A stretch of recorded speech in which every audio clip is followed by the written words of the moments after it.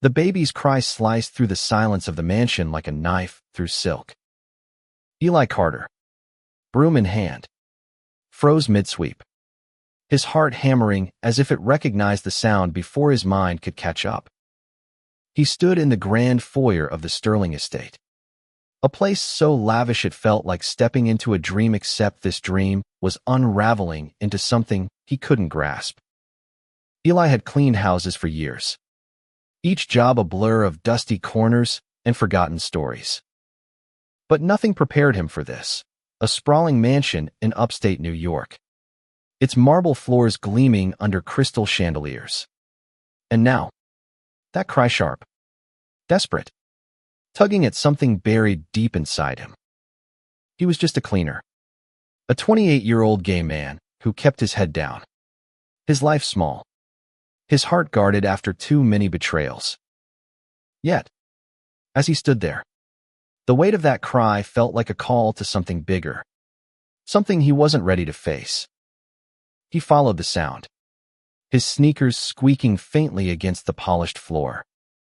The mansion was a maze of elegant velvet drapes, gold-framed portraits, and furniture that probably cost more than his entire apartment. Eli had been hired last minute, a replacement for some regular who'd called in sick. The agency gave him no details, just an address and a warning: the Sterlings are private. Don't ask questions. He hadn't planned to.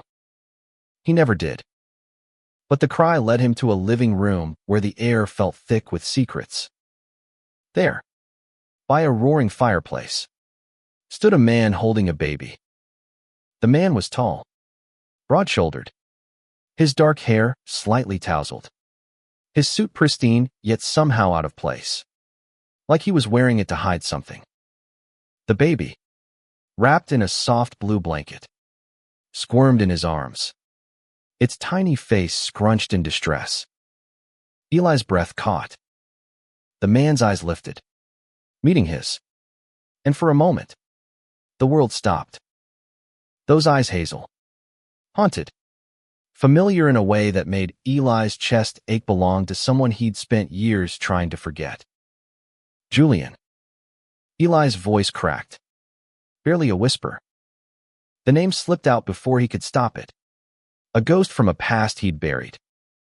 Julian Sterling, the boy who'd once been his everything, now stood before him, a stranger holding a child. The same Julian who'd vanished from Eli's life 10 years ago, leaving behind a letter that said, "I'm sorry. This is bigger than us." Eli's grip on the broom tightened, his knuckles whitening. He wanted to run, to demand answers, to scream. But the baby's soft whimper anchored him to the spot. Julian's face softened, a flicker of recognition passing through his eyes. But it was quickly replaced by something guarded, almost fearful. "Eli," he said, his voice low, like he was testing the word. "What are you doing here?" "I'm cleaning," Eli replied, the words sharp despite the tremor in his voice. "What are you doing with a baby?" He didn't mean for it to sound accusatory, but the sight of Julian Olive, real, and holding a child felt like a betrayal of every sleepless night Eli had spent wondering where he'd gone. Julian's jaw tightened, his gaze dropping to the baby, who was now quiet, tiny fist curled against his chest. "It's complicated," he said, the words heavy with unspoken weight.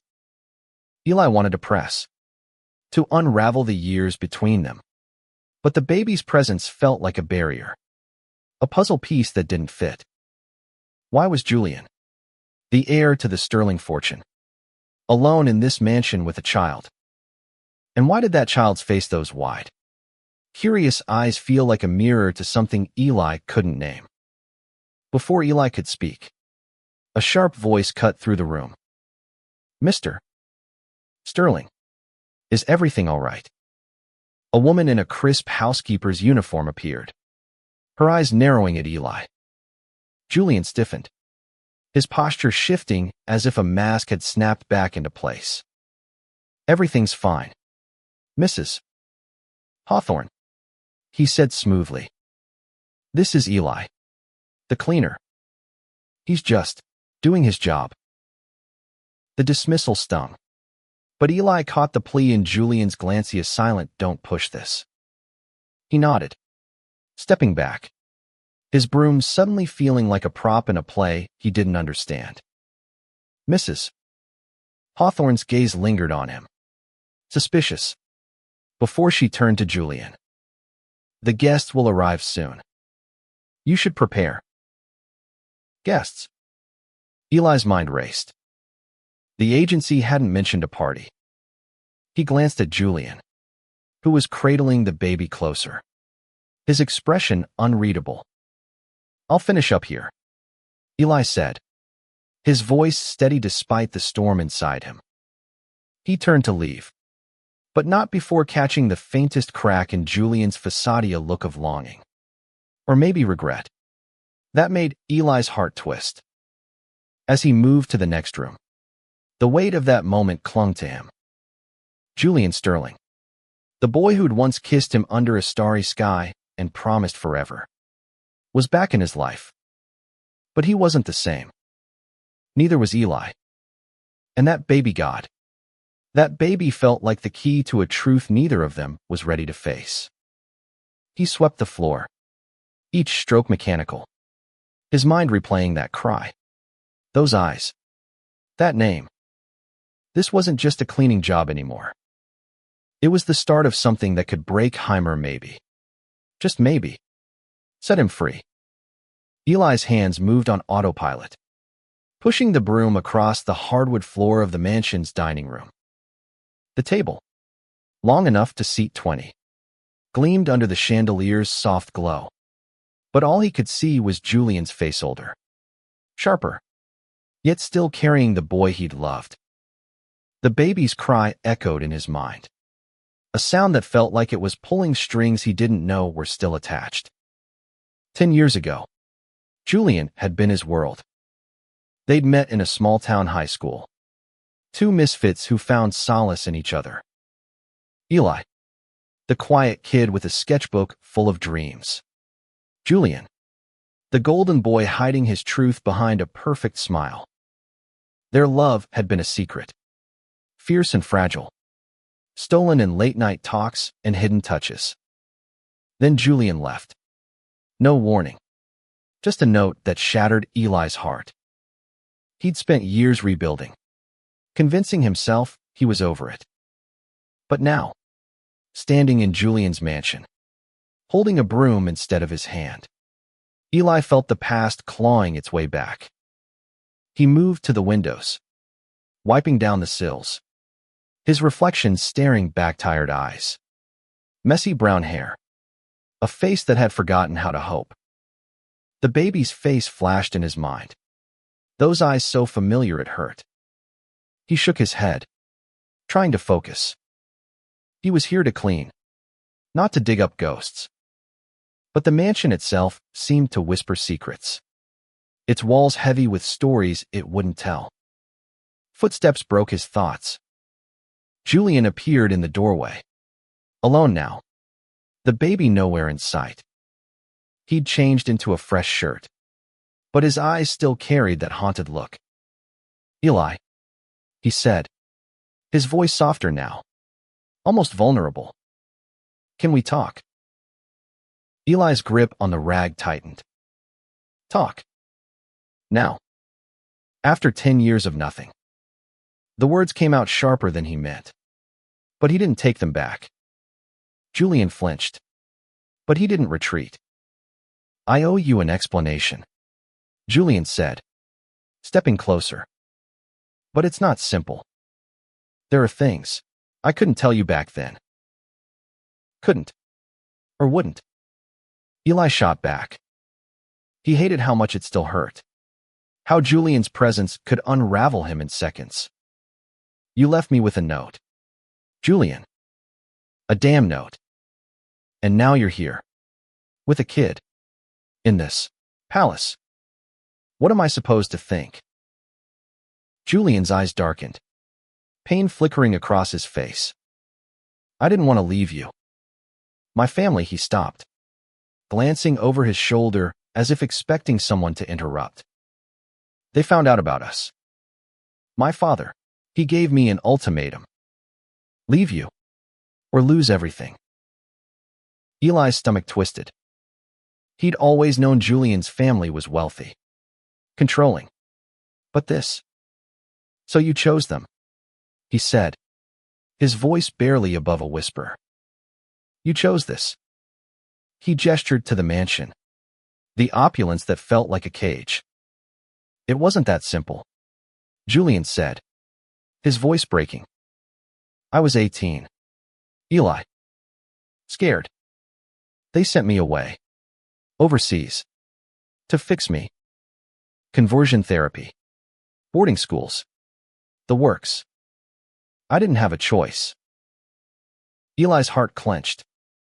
He'd heard stories about conversion therapy, the kind of cruelty dressed up as salvation.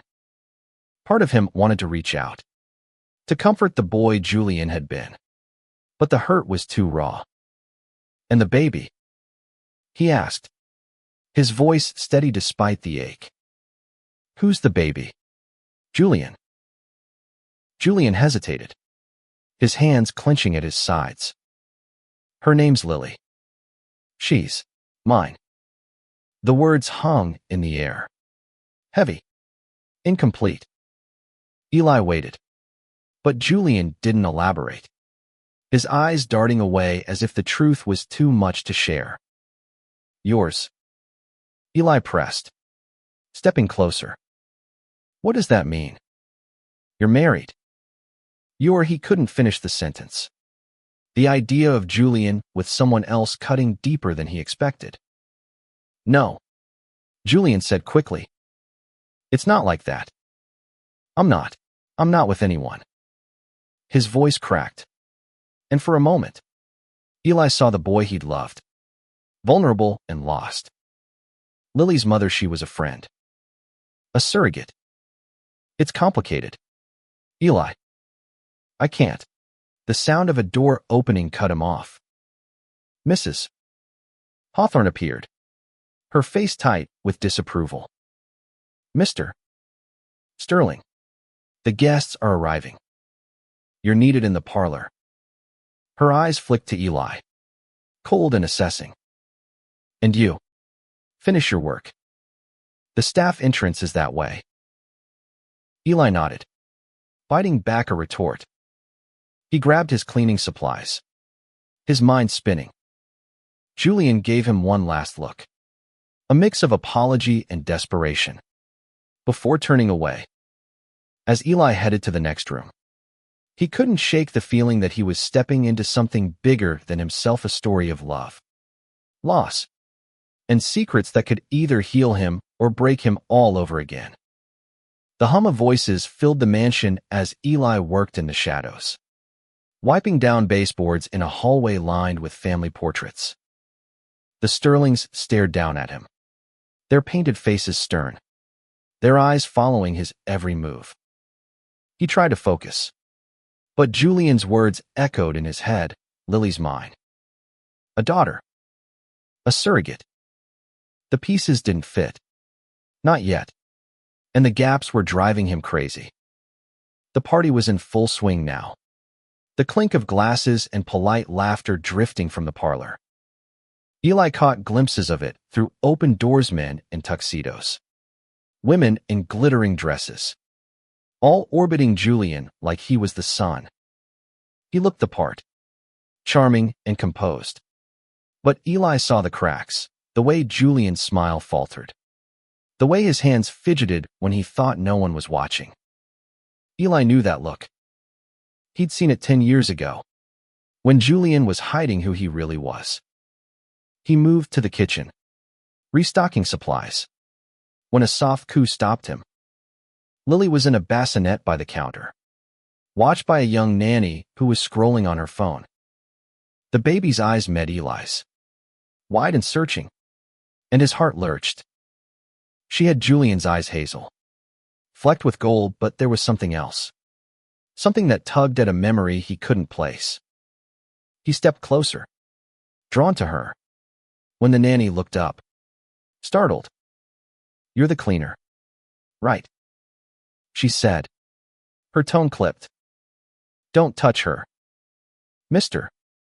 Sterling's orders." Eli raised his hands, stepping back. "I wasn't going to," he said, but his eyes stayed on Lily. She gurgled, reaching out with tiny fingers, and he felt a pang he couldn't explain. "She's beautiful," he said, almost to himself. The nanny softened slightly. "Yeah, she is. Poor thing's been fussy all day. Mr. Sterling's doing his best." But she trailed off, glancing toward the parlor. "He's got a lot on his plate." Eli nodded, pretending to busy himself with a rag. "He's raising her alone?" he asked, keeping his tone casual. The nanny hesitated, then leaned in, her voice low. "Pretty much. The mother's gone. No one talks about it. But it's a mess. The Sterlings are all about image. You know, a single dad, especially one like him, doesn't exactly fit the brand." Eli's stomach tightened. One like him. Did she know about Julian's past? About them? He wanted to ask, but the nanny's phone buzzed, and she turned away, leaving him with more questions than answers. He slipped back into the hallway, his mind racing.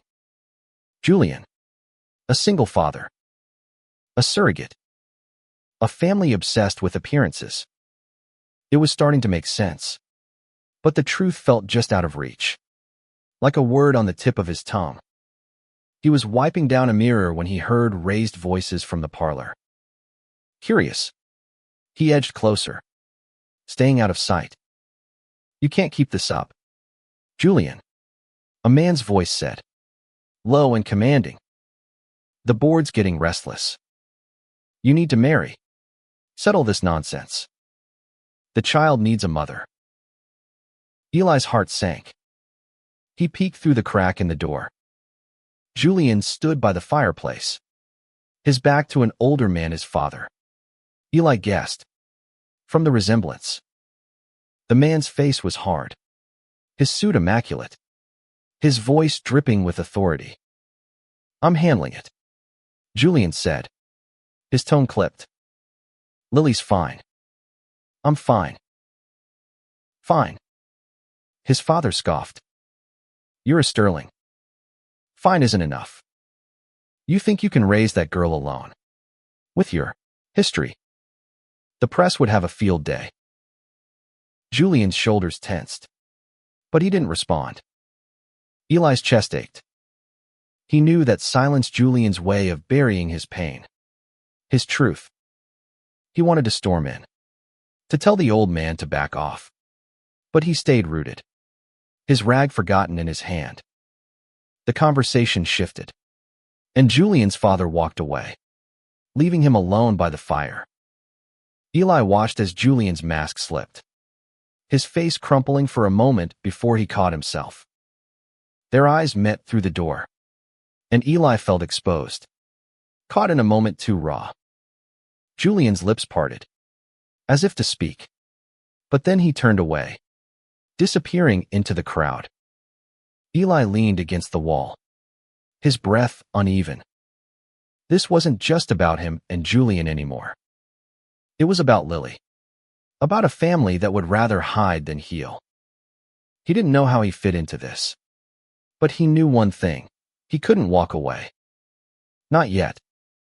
Eli's hands trembled as he scrubbed a stubborn stain on the kitchen counter, the party's noise fading into a dull hum. Julian's father's words played on a loop in his head. "You think you can raise that girl alone? With your history?" The implication was clear. A blade aimed at Julian's heart and, by extension, Eli's.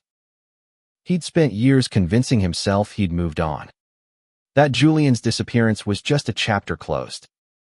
But now, every glance, every word, was ripping that chapter open again. He moved to the library, a quieter corner of the mansion, its shelves lined with leather-bound books that probably hadn't been touched in years. The air smelled of old paper and secrets. Eli was dusting a shelf when he found Ida's small, faded photo tucked between two volumes. It was him and Julian, 17, laughing under a tree, their shoulders brushing. His breath hitched. Why was this here? Had Julian kept it all these years? He slipped the photo into his pocket, his heart racing. It was a reckless move, but he couldn't leave it behind. Not when it was proof that their love had been real, not just a fever dream of youth. He was still staring at the empty space on the shelf when the door creaked open. Eli. Julian's voice was soft, almost broken. He stood in the doorway, the party's light casting shadows across his face. You shouldn't be in here. Eli turned, the photo burning a hole in his pocket. And you shouldn't be pretending you don't know me, he said, his voice steadier than he felt. What's going on? Julian. Why am I here? Why is this here? He didn't pull out the photo, but his hand twitched toward it. Julian's eyes widened, like he knew exactly what Eli meant. He closed the door behind him, the click loud in the quiet room. I didn't know you'd be here, he said. The agency sent you. I didn't plan this. Plan what? Eli stepped closer, his frustration boiling over. You've got a kid, a mansion, a family breathing down your neck. And now I'm here, cleaning your floors, finding pictures of us. What am I supposed to do with that? Julian ran a hand through his hair, his composure cracking. I don't know. Eli. I don't know how to fix this. I never wanted to hurt you. Leaving you was the hardest thing I've ever done. Then why did you? Eli's voice broke, the question he'd held for a decade finally spilling out. You could have fought. You could have stayed. Julian's eyes glistened, and for a moment, he looked like the boy Eli had loved, not the man carrying a legacy's weight. I thought I was protecting you, he said. My family, they would have destroyed you. They almost destroyed me. Eli's throat tightened. He wanted to hate Julian, to walk away and never look back.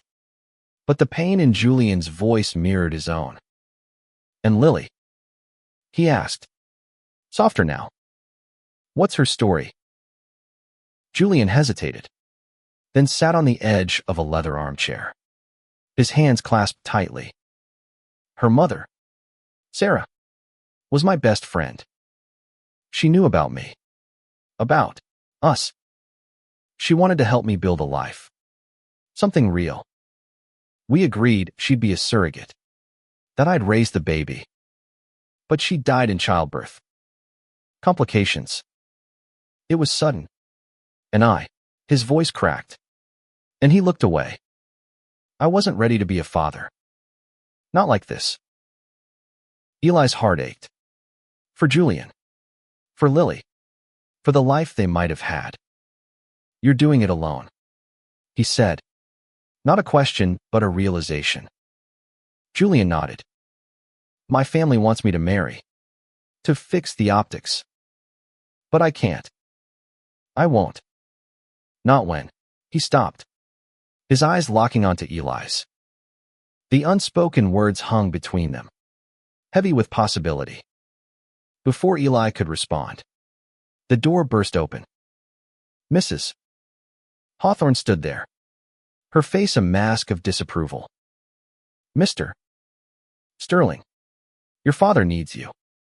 Now. Her gaze flicked to Eli, sharp as a blade. And you. Back to work.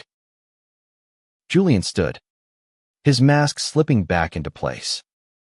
I'll find you later, he whispered to Eli. Then followed Mrs. Hawthorne out.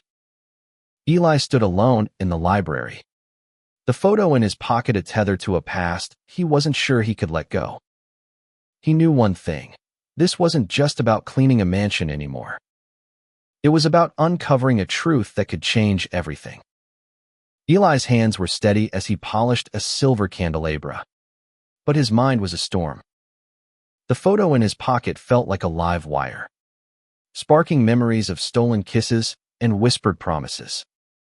Julian's confession about Lily, about Sarah, had cracked something open in him, a mix of anger, grief, and a stubborn hope he didn't want to name. The party was winding down, the guests' laughter growing softer as they trickled out.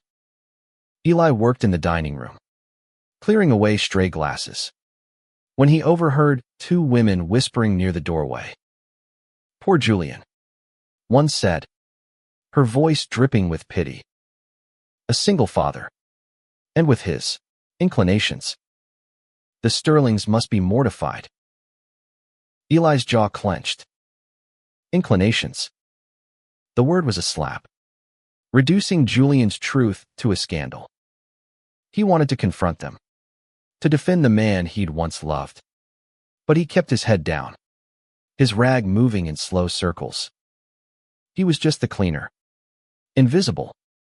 Unimportant. Except to Julian. Maybe.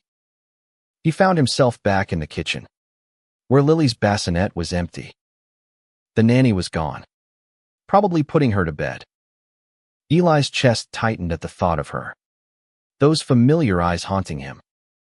He didn't know why they felt so personal, so connected to him, but he couldn't shake it. He was wiping down the counter when Julian appeared, his tie loosened, his face raw with exhaustion. "We need to talk," Julian said, his voice urgent.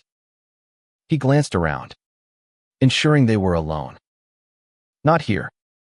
Upstairs. My study." Eli hesitated. Every instinct told him to walk away, to protect himself from more pain. But the look in Julian's eyes, pleading, desperate, pulled him in. He nodded, following Julian through a back staircase, away from prying eyes. The study was small but elegant, with a desk piled with papers and a window overlooking the dark estate. Julian closed the door, locking it. "I kept the photo," Julian said before Eli could speak. "The one of us. I couldn't let it go." Eli's hand went to his pocket, the photo's edges pressing against his fingers. "I found it," he admitted. "Why keep it, Julian? Why hold on to something you walked away from?" Julian's face crumpled. "Because it was real. You were real. Every day I was gone, I carried you with me. But I couldn't come back. Not until I was free." "Free?" Eli's voice rose, anger flaring. "You're a Sterling. You've got a mansion, a kid, a legacy. What's trapping you?" "My family," Julian said, his voice low, fierce. "They control everything. The business, the money, my life. They think they can control Lily, too. But I won't let them. She's all I have left of Sarah, of hope." Eli's heart twisted.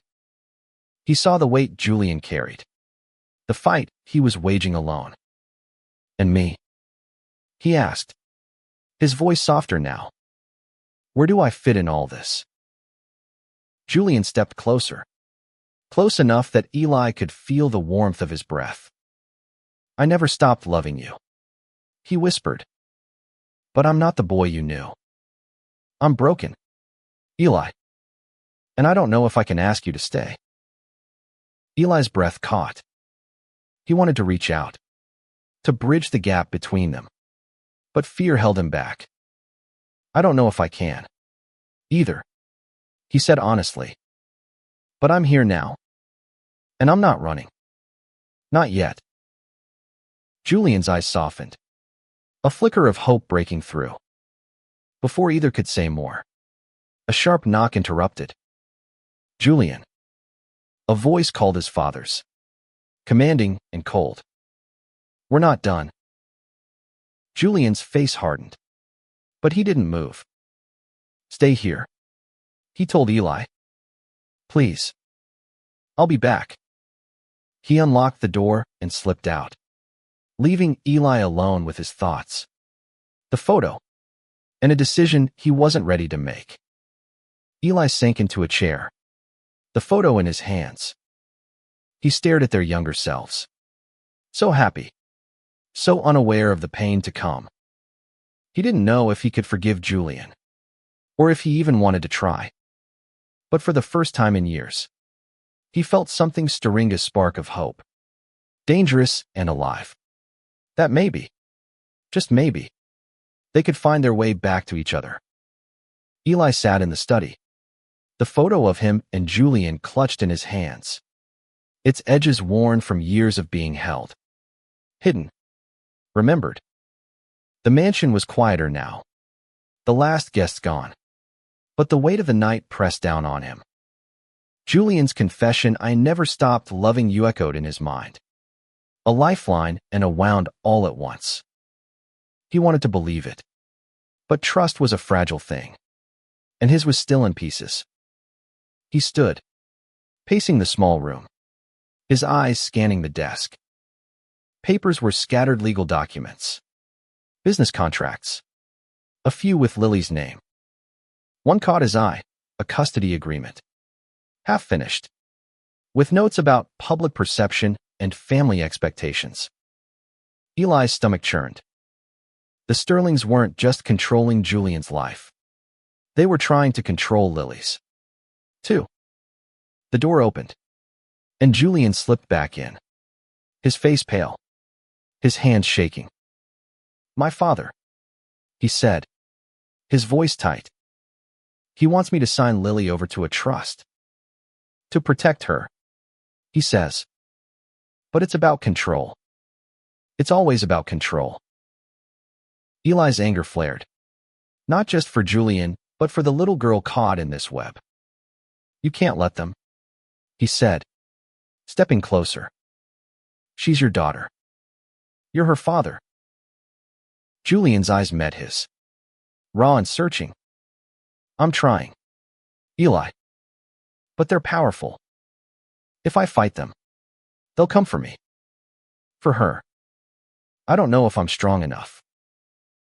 "You are," Eli said, surprising himself with the certainty in his voice. "You're not the boy who left me. You've been through hell. And you're still here. For Lily. For yourself." Julian's breath hitched. And for a moment, they were just two men, standing inches apart, the past and present colliding. Eli felt the pull, the ache to close the distance. But he held back. This wasn't the time. Not yet. "Eli," Julian said, his voice barely a whisper. "I don't deserve you. Not after what I did.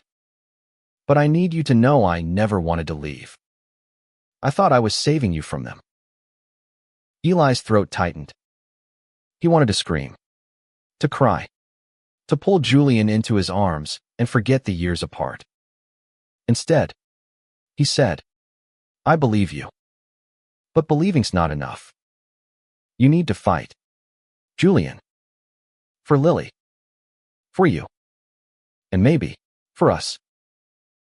Julian's eyes glistened.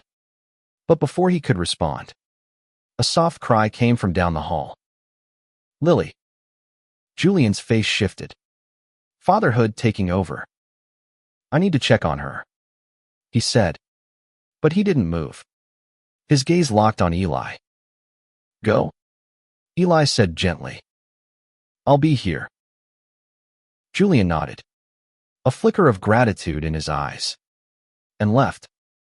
Eli sank back into the chair, his mind racing. He wasn't sure what he was signing up for, but he knew he couldn't walk away. Not from Julian. Not from Lily. Not from the chance to heal what had been broken. He left the study, wandering the mansion's quiet halls, his cleaning forgotten. He found himself outside Lily's nursery, the door ajar. Julian was inside, rocking her gently, humming a lullaby. The sight hit Eli like a wave. Julian, so tender, so broken, pouring love into a child who was his world. Eli's heart ached, not just for what they'd lost, but for what they might still find. He stepped back, giving them space. But Julian's voice stopped him. Eli, he called softly. Come in. Eli hesitated, then entered. The nursery was soft, warm, filled with pastel colors and stuffed animals. Lily was asleep now, her tiny chest rising and falling. Julian looked at Eli, his eyes full of a quiet plea. Stay? He said. Just for a bit. Eli nodded, sitting in a chair by the crib. They didn't speak, but the silence was enough, heavy with possibility. For the first time in years, Eli felt like he was exactly where he was meant to be. The nursery's soft glow felt like a sanctuary, a bubble shielding Eli and Julian from the world outside. Lily slept soundly, her tiny hand curled around Julian's finger. Eli watched them, his heart caught between the warmth of the moment and the storm of questions still unanswered. He wanted to stay here, in this quiet, but he knew the mansion's walls were closing in. Julian broke the silence first. I've been fighting them for months, he said, his voice low, not wanting to wake Lily. My family. They want to shape her life, like they shaped mine. I can't let that happen. Eli leaned forward, his elbows on his knees. Then don't, he said. You're her father. You decide what's best for her. Julian's laugh was bitter, barely audible. It's not that simple.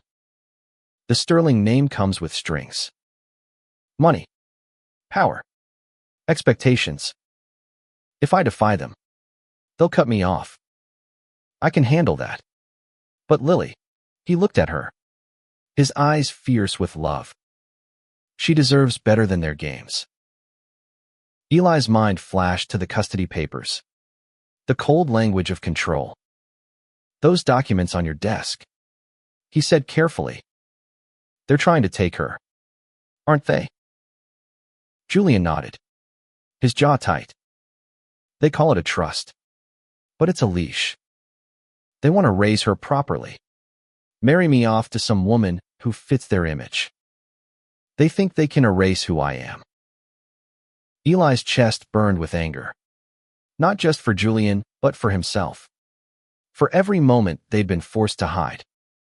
They can't erase you, he said. Not if you don't let them. You're stronger than that. Julian. Julian's eyes met his. Searching. Vulnerable. Am I? I've spent years pretending. Hiding. Even now. With you here. I'm scared. Scared of what this means. Of what I want. Eli's heart pounded. He knew what Julian meant the pull between them. The love that had never really died. But fear was a powerful thing. And Eli felt it. Too. I'm scared. Too. He admitted. But I'm tired of running from it. From you. Julian's breath caught. And for a moment, they were back under that starry sky, young and fearless. But the moment passed, and reality crept in. My father's planning a meeting tomorrow, Julian said. With the board. They're pushing the trust. If I don't agree, they'll fight dirty. I know them. Then fight dirtier, Eli said, his voice fierce. You've got something they don't, Lily. And me. If you want me. Julian's eyes widened. hope and fear warring in his expression. "You'd stay?" he asked, almost disbelieving. "After everything?" Eli didn't answer right away. He looked at Lily, at her peaceful face, and thought of the photo in his pocket. The boy he'd loved. The man he was starting to understand. "I don't know what this is," he said finally. "But I know I can't leave you to face this alone." Julian reached out, his hand brushing Eli's. A tentative touch that sent sparks through him. "Thank you," he whispered. And Eli felt the weight of those words, heavy with promise. The nursery door creaked, and Mrs. Hawthorne appeared, her face unreadable. "Mr. Sterling, your father's asking for you." Again. Her eyes flicked to Eli, a warning in them. Julian stood, his hand lingering on Eli's for a moment longer before letting go. "I'll handle it," he said, more to himself than to her. He looked at Eli, a silent promise in his eyes, and left. Eli stayed by Lily's crib, watching her sleep. He didn't know what tomorrow would bring, but he knew he was in too deep to turn back. This wasn't just about love Anna Marie, it was about family, about fighting for what mattered. And for the first time in years, Eli felt ready to fight.